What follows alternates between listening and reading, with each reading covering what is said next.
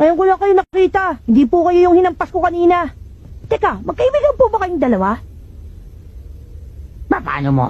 Nalaman na hindi ako yung hinahabol mo kanina. Halata naman po kasi ibang-iba ang mukha ninyo. At saka mas manipis at mantinis ng konti ang boses nyo kumpara sa kanina.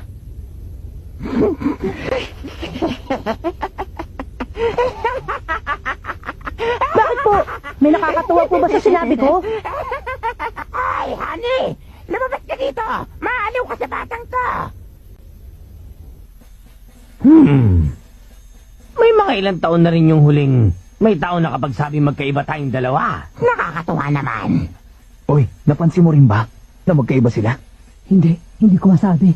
Siya pala yun. Mag-asawa sila. Yung tatay pala yung tinamaan natin kanina, Kurapika. Hindi ko pa rin masabi kung sino sa kanila yun. Hayaan niyo magpakilala kami na maayos.